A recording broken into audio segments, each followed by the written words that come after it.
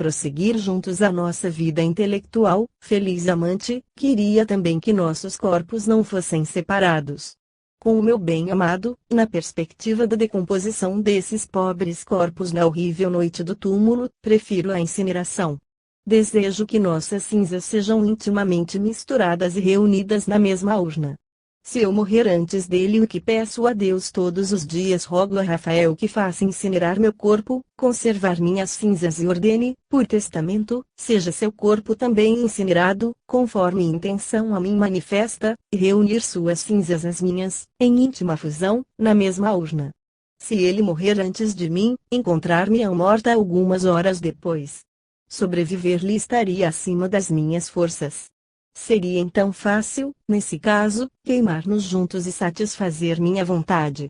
Escrito de meu próprio punho, em nosso paraíso terrestre, aos 2 de novembro de 189. Estela Dargilan. Naquele mesmo cofre, o doutor encontrou pequeno frasco cheio de um licor verde transparente, no qual reconheceu um dos venenos mais terríveis da farmacopeia. Pobre filha, disse quanto amava. Que ternura e que sincera simplicidade! Nós, os homens, não sabemos amar assim. E ela teria feito conforme escreveu.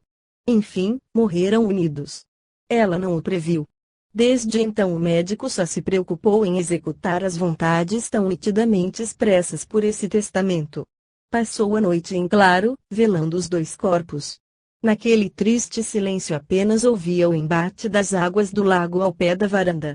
Relâmpagos longínquos lançavam, de vez em quando, um clarão súbito através das janelas, e surdos trovões já se faziam ouvir.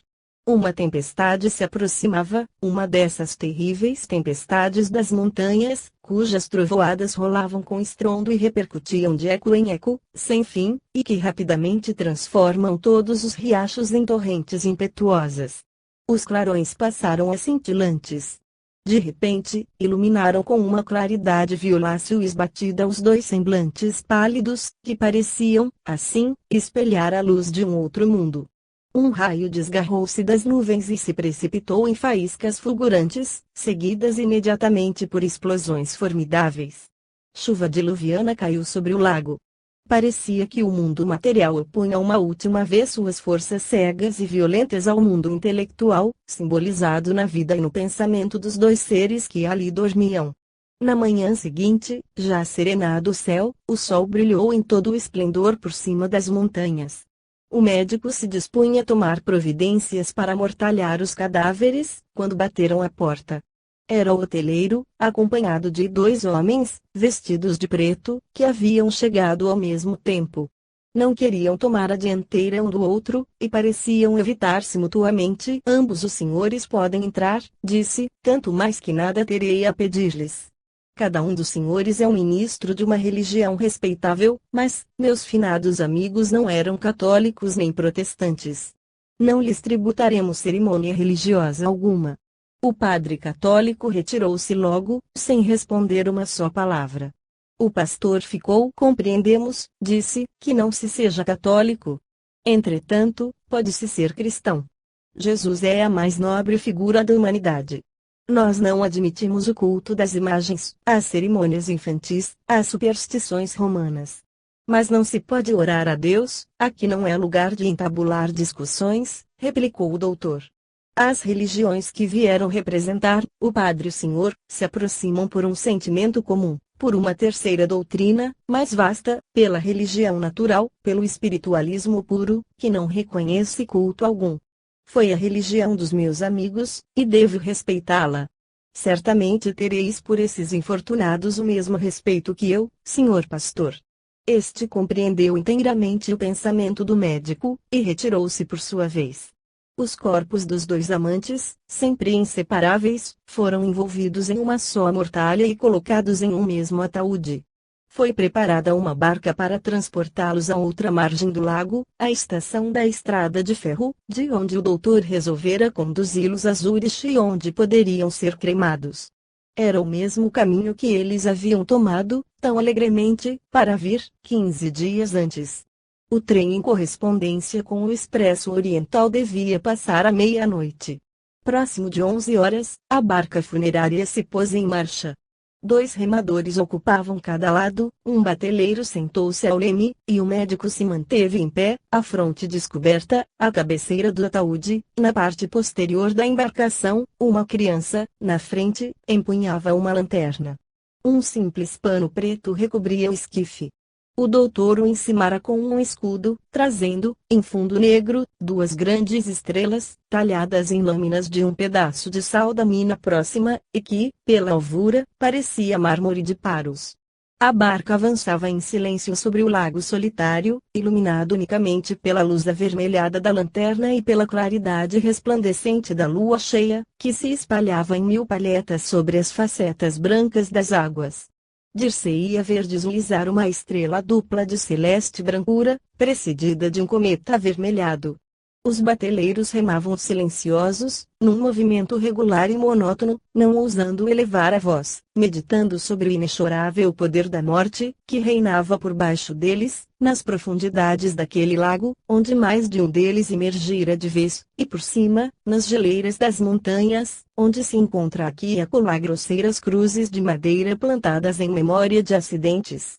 Sobre esse lago sombrio, cujos limites eram marcados pela irregular e longínqua moldura das montanhas negras, a natureza, calma e recolhida, parecia agora associada ao luto do fúnebre comboio.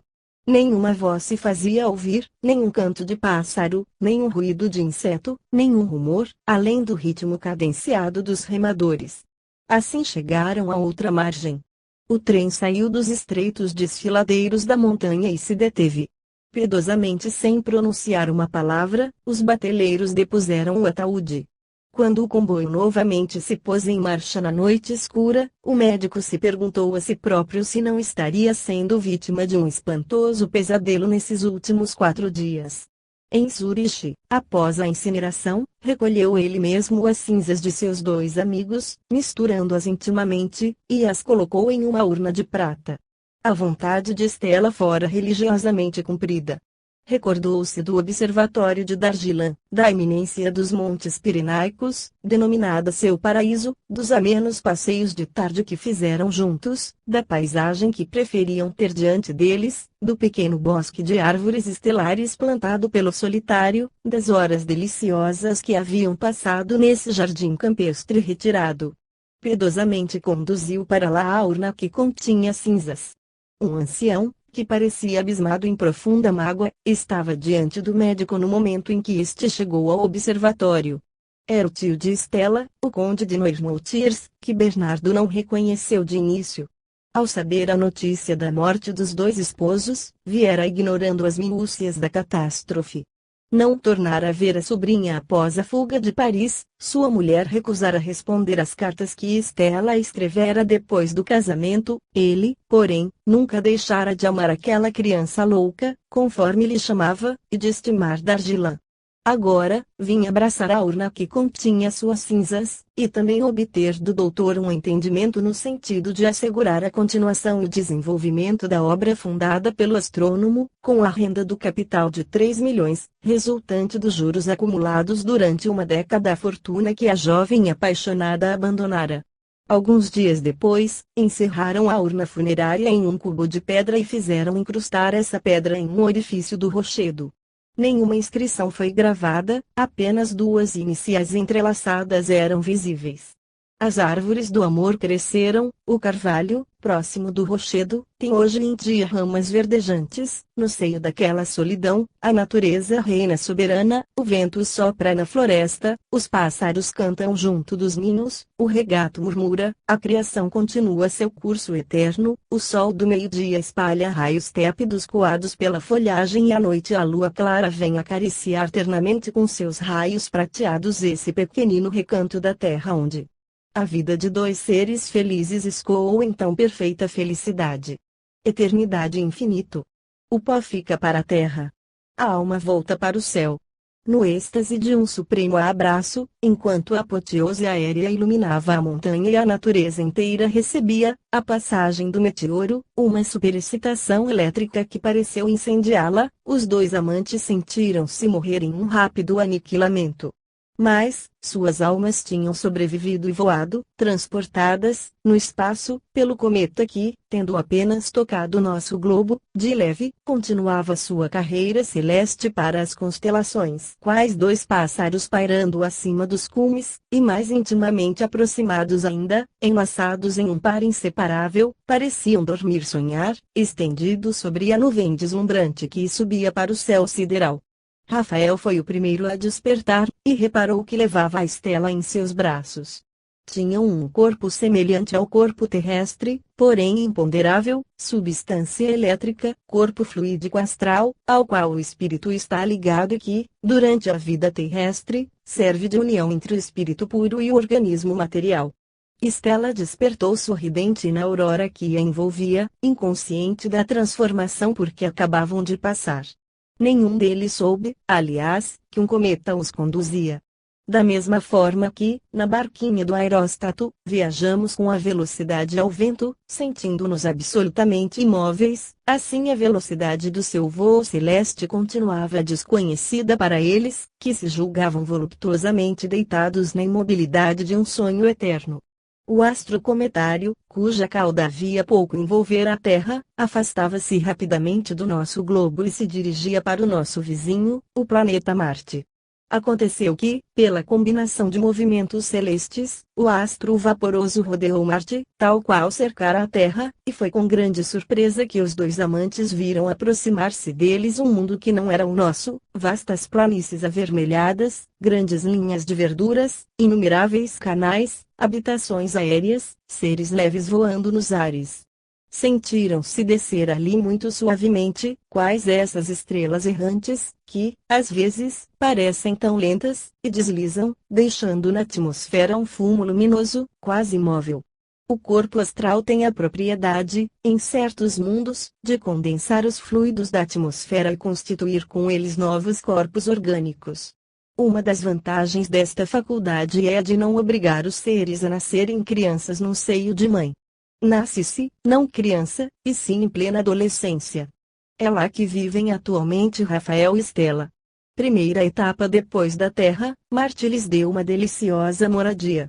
É um mundo pouco diferente, porém mais avançado no progresso, e de residência bem mais agradável do que o nosso, porque não está submetido às intempéries, às tempestades, às revoluções atmosféricas que agitam perpetuamente a Terra e nos distribuem tão violentos contrastes de climas e de estações. O ar é quase sempre puro e sem nuvens, a atmosfera, nutritiva. Ali não se come, não se mata. Os dias e as noites se sucedem tal qual aqui, mas os ciclos anuais decorrem quase 2 vezes mais lentamente, e as condições gerais da vida são mais suaves e mais generosas. Às vezes, ambos contemplam de lá o nosso planeta, brilhante estrela da noite, seguindo lentamente no céu o sol após o ocaso. Lembram-se de aqui haver vivido, porém não lamentam a partida. Seus corpos terrestres eram roupagens que abandonaram. Sentem, sabem que a vida é eterna e que os mundos são as etapas dessa existência sem fim, cuja transformação é infinita quanto a própria eternidade. De lá também, reconhecem Vega, sua brilhante estrela, e pressentem que um dia viverão juntos, longamente, em um paraíso mais perfeito ainda. Vega é para eles o símbolo da felicidade eterna. Há verdades superiores à Terra, há sentimentos superiores à vida. A felicidade de contemplar o universo, de estudar a natureza, é sentida nos outros mundos no mesmo grau do nosso, e a ciência reina lá quanto aqui. O amor, vitorioso da morte, se perpetua nas existências sucessivas, e continua a brilhar além da terra, numa luz inextinguível. A vida terrestre passa qual sombra. As religiões responderam às aspirações das nossas almas, cada uma segundo sua época e com a sua ignorância. Nascidas e desenvolvidas antes da descoberta da verdade astronômica, da imensidade dos céus, da insignificância do nosso planeta, elas acreditaram que a Terra e o homem eram o centro e o fim da criação, e foram edificadas sobre esse erro fundamental. Elas só puderam preparar a verdadeira religião, que será mais elevada, mais ampla, mais pura do que os velhos sistemas, e em perfeito acordo com a ciência e a razão. Jesus foi um precursor. Se ele tivesse vindo a este mundo depois de Copérnico e Galileu, talvez nos tivesse verdadeiramente aberto o céu. À medida que o saber aumentar sobre o nosso planeta, a religião se esclarecerá e desenvolverá. Grandes espíritos surgirão no futuro para o progresso da humanidade. Só há uma verdade, a verdade astronômica, a realidade universal dos mundos e dos seres. A religião do porvir será a religião da ciência, reunirão em seu seio todos os seres pensantes, serão a mesma sobre a Terra, sobre Marte e todos os mundos habitados. Rafael e Estela sabem-no hoje. Fim.